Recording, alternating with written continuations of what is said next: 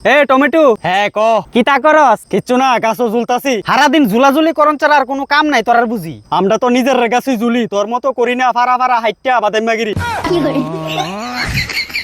সারাদিন রাবণের মতন খাস, এরপরে সিটতে ফিরে ঘুমাস, আর তুই আয়াও না আমরার ফুটকির ভিতরে গন্ধ লাগাস। আরে তোরা তো আমি একটা নরমাল কথা এনে কইছি, এটা লাগে স্যার দেয় তো সুৎকারে উদৌদি। সে তো উঠবই, তোর নিজের কোনো নাই ঠাই, আমরার আয়া উল্টা পাল্টা কথা কস, খায়া কোনো কাম নাই।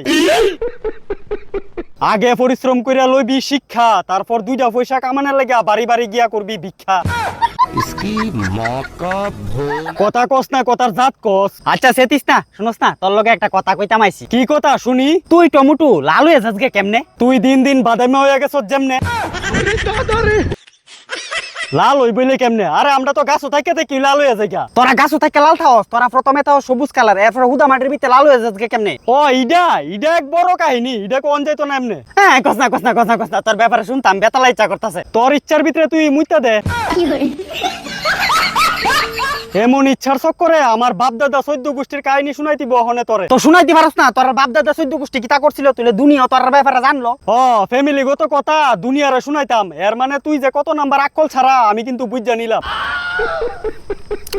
আচ্ছা যা, কেউ শুনতো না, তোমরা কেউ শুনো না, হ্যাঁ কানো আদারও, কয়ে দিছি, এবার তুই ক। ঠিক আছে, একটা শর্তে কইতে পারি, আমার ফ্যামিলিগত কথা সবাই শুনতো না তো, মানে সবাই কানো হাত দিছে তো। হয় রে, হগলে শুধু কানে না, হগল জায়গাতে হাত দিয়া বইছে, তুই এবার ক।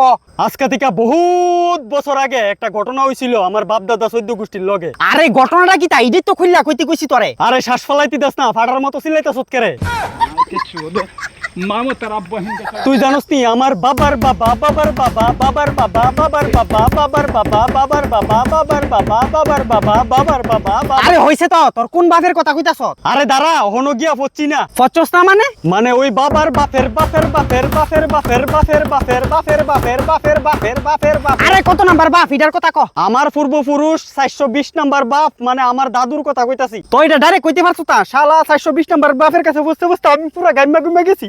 এই শালা গারা কস, এটা আমার দাদু আসলো, মানে 420 নাম্বারে একটা বাপ আসলো। আরে টমেটোর যা, তোরা লাল হস কেমনে এই কথা জিজ্ঞাসা, আর তুই আমার তোর 420 নাম্বার বাপের কাছে পৌঁছাই দিলি। উমা তো জেন্তিকা আমরা লালন শুরু হইছি, ওই জায়গাটা পৌঁছতে তো একটু সময় লাগবেই, তুই কি তা বুঝবি? তো হনে জায়গাত গিয়া পৌঁছস নি, পৌঁছলে এরপরে শুরু কর তোর বাহি কাহিনী। তো এরপরে কাহিনী এটা হইছে 420 নাম্বারে যে আমার একটা বাপ আসলো। তুই আমার আকল ছাড়া কইছ, তোর নিজের আকল আসেনি, এটা তোর দাদু আসলো। এটা আমার বাপ আসলো। আমি কই তোর এটা দাদু আসলো? আমার বাপ আসলো। ওই 420 নাম্বারে তোর কোন যাইতা বাপ লাগে রে? এটা তো তোর দাদু হইব। দাদু না থাকলে আমি কি দুনিয়ার ভিতরে আইতে পারলাম হইলে? তোর বাপের কারণে তুই এই দুনিয়াতে আইছত। তো আমার বাপের কি তুই নি অনলাইনেতে ডাউনলোড করে আনছ?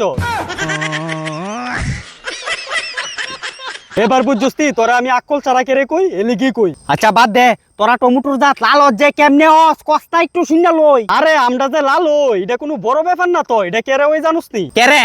কারণ আমার 420 নাম্বারই বাপ, মানে আমার দাদুর ফিলফিলি আসলো অতিরিক্ত, মায়া ফাইন দেখলো লজ্জায় লাল হয়ে যাইতো। ওই তুই যে কইলি তোরা লাল অনের পিছনে অনেক বড় কাহিনী। ওমা এটা তো একটা বড় কাহিনী না? 420 নাম্বার বাপের থেকে ফুসতে ফুসতে আজ গবদি লাল হইতাছি, এটা একটা বড় কাহিনী হইলো না? শালা টমেটো আমার মগজের মেরে দিছে।